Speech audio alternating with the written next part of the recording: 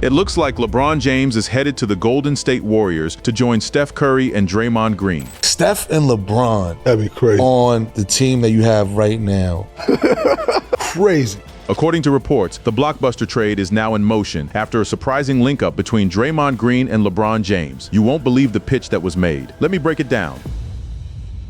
The summer LeBron left the Lakers, LeBron James spent 8 seasons with the Los Angeles Lakers. In the summer of 2026, he informed the team he intended to play his 24th NBA season elsewhere, which ended that run and made him an unrestricted free agent for the first time since 2018. He posted on X to thank the franchise and its fans for the years he wore the uniform. The context matters for the timeline. James is 41 and turns 42 in December. Last season, he played 60 games after missing the first month, with sciatica affecting his lower back and right leg, and that stretch snapped his 21-year All-NBA streak. He still made the All-Star team. He averaged 20.9 points, 7.2 assists, and 6.1 rebounds on 51.5% shooting, and in the postseason he raised his minutes and led the Lakers to a first-round series win over the Houston Rockets while Luka Doncic sat with a hamstring strain. James could have run it back with the Lakers for a 9th season, or he could have walked away from the game. He did neither. A source familiar with his thinking told ESPN that after some time off and self-assessment, he decided he wanted to keep playing meaningful, competitive basketball at his next stop. He instructed his agent Rich Paul to talk to every team with interest and bring the options back to him. The scale of that outreach set the stage for everything that followed. Rich Paul said last week that he had spoken to 27 teams about James, and that list included the Cleveland Cavaliers, the Golden State Warriors, and the Miami Heat. Because James is expected to sign for the minimum or close to it, he doesn't have to move fast. He can wait for the rest of free agency to settle and then pick. Now to Golden State. On the Monday before the negotiating window opened, sources told ESPN that the Warriors were one of the teams planning to pursue James once free agency began. The pairing people latched onto was obvious. Golden State already had Stephen Curry and Draymond Green. Adding James to that group would put 3 players with long resumes on one roster. Draymond Green made the first concrete move on the Warriors side. He declined his player option, which opened up the financial flexibility Golden State would need to chase a bigger addition. That was reported alongside news that the Warriors were also preparing to pursue Anthony Davis via trade, with the idea of reuniting James and Davis, who won a title together with the Lakers in 2020. Stephen Curry entered the conversation in public. While at the American Century Championship celebrity golf tournament, Curry was asked about the possibility of playing with James and acknowledged the appeal of the idea and the effect it would have on the league. He also laid out how he'd frame a pitch, pointing to the level of play in the Bay and the organization's track record. Draymond Green then went further. On his podcast, he detailed the recruiting pitch he made to James, confirming what fans had suspected after the two were seen on a golf trip together. So by mid-July, you had a declined option from Green, a public recruitment from Curry, and a described pitch from Green, all pointed in one direction. For his part, James stayed measured. On July 9, sources told ESPN he was still absorbing information from every suitor, and one source said there was no timetable for his decision. Teams were making pitches to Rich Paul through recorded voice memos, and in some cases, owners or team presidents were the voices on those notes. That's the shape of it. A free agent leaves the Lakers. A team with 2 established stars clears room. Its players recruit him in public and in private, and the whole league waits. Those are the pieces that put LeBron to the Warriors into the headline. Now let's look at each piece one at a time, starting with how hard Golden State actually pushed.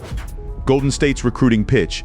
Every big free agency swing starts with a sales job, and the Warriors ran one of the loudest in the league this summer. To understand why the LeBron rumor caught fire, you have to see how deliberately Golden State stacked its pitch, because almost nothing about it happened by accident. Start with Draymond Green, because he moved first and moved boldly. Declining a player option is not a small thing for a veteran. It's a bet. Green walked away from guaranteed money to hand the front office the flexibility it would need to build a package worthy of a player like James. And that single decision is what turned the Warriors interested into. The Warriors are clearing the runway. The move was pointed, it was public, and it told everyone watching that Golden State was serious enough to reshape its own books for a chance at this. Green didn't stop at his contract. He took the pitch to the airwaves. On his own podcast, he walked through exactly what he'd told James, confirming the friendship and the golf trip that had already lit up the timeline. It was a rare thing to see. A current star openly narrating his recruitment of another star in real time, and it gave the story a heartbeat. Here was a genuine relationship being leveraged into a genuine sales pitch, delivered by a man who has spent a decade winning at the highest level and clearly believed he could sell that experience to a friend. On Draymond's show, the idea itself was floated in the plainest possible terms. Steph and LeBron. That'd be crazy. On the team that you have right now. That line captures the entire fantasy in one breath, and it's the exact picture the internet ran with the moment it surfaced. Then came Stephen Curry, and his contribution carried a different weight. Curry rarely campaigns in public, so when he stood at a celebrity golf tournament and openly entertained the idea of sharing a locker room with his old rival, people paid attention. He spoke about the pull of the pairing and what it would mean for the sport, and he framed his own pitch around a simple promise: come play good basketball around people who understand the game. He leaned on the environment, the winning history, and even the golf in the Bay, a knowing nod to what James and Rich Paul value away from the court. It was smooth, it was confident, and it was the kind of soft recruiting that only a player of Curry's stature can pull off without it looking desperate. Behind that charm sat a real basketball argument, and it's the strongest card the Warriors held. James and Curry aren't strangers to sharing a floor. They teamed up at the 2024 Olympics, where James won tournament MVP and Curry caught fire in the semifinal and the gold medal game. That partnership actually happened, it actually worked, and it gave every Warriors pitch a foundation that wasn't hypothetical. When Golden State whispered that James thrived next to Curry, they had the tape to prove it. The recruitment even reached back into old rivalries. Andre Iguodala, the man who guarded James during the fiercest years of the Warriors-Cavaliers wars and who was on the wrong end of that iconic 2016 Finals chase-down block, added his own voice to the Warriors' sales effort. When a former on-court enemy starts making the case for you to join him, it tells you how thoroughly the franchise had bought into the dream. The Warriors reportedly went even deeper on the details. Reports pointed to a coaching addition being framed as another lure to bring James to the Bay. Every angle you could squeeze into a recruiting pitch, Golden State seemed willing to try, from the personnel to the lifestyle to the shared history, and yet for all that noise, the money told a quieter story. Barring a trade, the Warriors could only offer James a small veteran exception, somewhere in the range of $3.9 million, unless they moved salary first. That's the tension that ran underneath the entire glossy campaign. Golden State could sell the vision beautifully, but the roster as it stood, with Jimmy Butler set to miss a chunk of the season, recovering from a torn ACL, wasn't in the same tier as some of the other suitors on paper. So the pitch was elaborate, emotional, and rooted in a real relationship and a real Olympic partnership. But a pitch is only the front door. To actually make the math work and hand James a contender worth joining, Golden State needed a second, much harder move to fall into place first. That move had a name, and it changed everything about this story.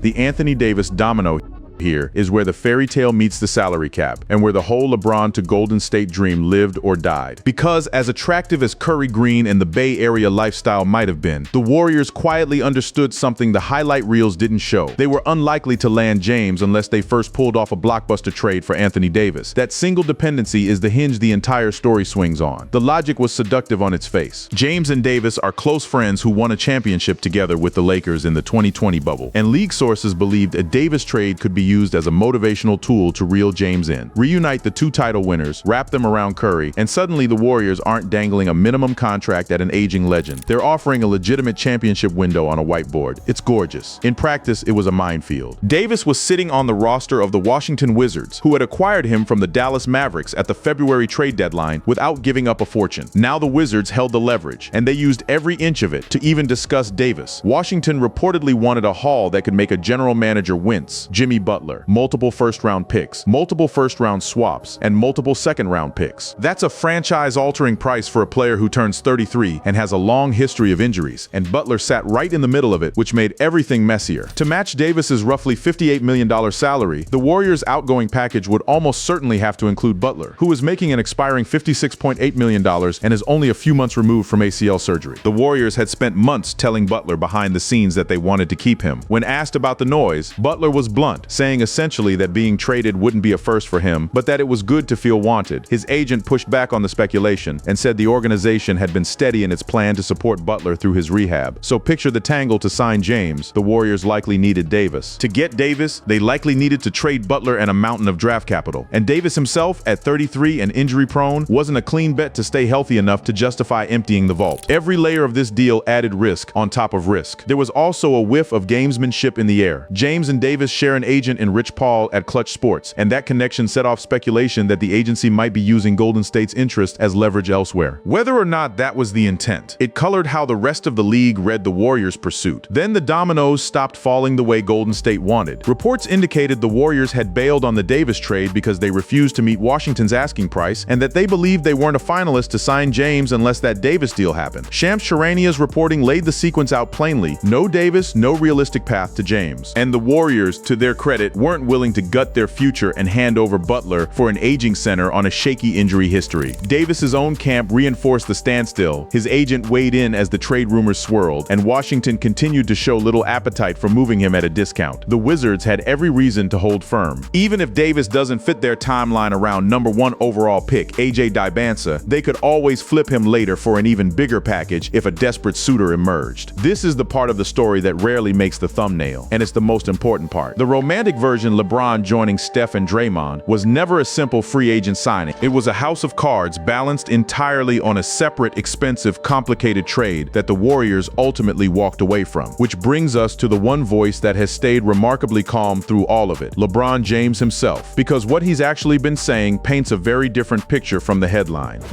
What LeBron actually said. Through all the recruiting theater and trade math, the man at the center of it has been strikingly deliberate, and his own words are the clearest window we have into where his head really is. When you slow down and listen to how LeBron has framed this decision, the frenzy around Golden State starts to look like everyone else's story, not necessarily his. He has been open about his mindset from the start, describing a process rather than a destination. Yeah, I'm still in the moment of just taking my time and saying I haven't even really thought about it too much. That patience is the through line of everything he's said, and it explains why the entire league has been left waiting on him. He also made a point of naming the new reality he's operating in, one he hasn't lived in for years. Obviously, I understand that I'm a free agent and I can control my own destiny. That control is the whole point. For the first time since 2018, the choice sits entirely in his hands, and he clearly intends to use every bit of that freedom before committing to anyone. When he did drift toward what he's looking for, the priorities were telling. He talked about the kind of setting he wants for a 24th season, and it wasn't about nostalgia or spectacle. Probably only want to go in a positive environment where you can win. Winning, not a specific city or a specific superstar duo, is the filter he keeps returning to, and he sharpened that point immediately afterward. Winning is most important because you want to be excited about going to work every day. That's the competitive core of it. The same instinct ESPN's reporting captured when a source said he wanted meaningful competitive basketball at his next stop. But there's a second factor he weighed just as heavily, and it complicates the Bay Area dream more than any salary cap sheet does, family. He described it not as an afterthought, but as a co-equal priority. I mean, 1A and 1B is like where do I feel comfortable with doing with my career? Comfort and career, side by side, neither one outranking the other. And he made clear this isn't a decision he's making alone. I give them the insight, both my boys, my daughter, and my wife. That's a man whose kids have grown up largely in Los Angeles, openly saying the move is a joint family choice, not a basketball whim. It's a quiet detail, but it reframes the entire sweepstakes. Now layer his actual market on top of those words, and the Golden State narrative gets even shakier. Reporting has consistently placed the Cleveland Cavaliers and Miami Heat as the clear favorites. His only two prior stops, with Philadelphia and Golden State generating smoke, and Minnesota and Denver lurking as long shots. Mark Stein reported that James was looking at Eastern Conference destinations with much more seriousness, which points the spotlight at Cleveland, Miami, and Philadelphia far more than the West. The recruiting reflected that spread. Rich Paul candidly discussed fits like the Knicks, the Sixers, and the Celtics, and teams were leaving voice memos for Paul to relay to James, some recorded by owners and team presidents. The Sixers were seen as gaining ground because Bob Myers, who runs the entity that owns them, appeared on Paul's own podcast. Cleveland, meanwhile, could sell a final homecoming to the franchise where he played 11 seasons and over 1,000 games, with his mansion sitting just outside Akron. So here's the honest read of LeBron's words: patience, winning, family, and a lean toward the East. None of those four things obviously points to Golden State. Curry and Draymond built a beautiful pitch, but the player they were selling to has spent this entire summer describing a decision that sounds nothing like a done deal. Which leaves us with the only question that actually matters: where things stand now. Start with the word traded, because it's doing a lot of quiet work in that headline. LeBron is an unrestricted free agent after telling the Lakers he'd play his 24th season elsewhere. A free agent isn't traded, he signs. The only way traded to Golden State could even be technically accurate is through a sign and trade, and no such deal has been completed. So the framing itself is off from the very first word. Then there's the actual state of play. Yes, the Warriors were real suitors. Draymond declined his option. Curry recruited in public. Green made his pitch on his podcast, and Golden State explored an Anthony Anthony Davis trade to sweeten the package. Every one of those things happened, but the Warriors reportedly walked away from the Davis trade over Washington's asking price, and the same reporting said they didn't believe they were even a finalist for James without landing Davis first. When the domino they needed refused to fall, the realistic path to signing him narrowed dramatically. Meanwhile, the market moved elsewhere. The consistent favorites have been Cleveland and Miami, with James reportedly weighing Eastern Conference options more seriously than Western ones. Golden State was generating smoke, not fire, and through it all,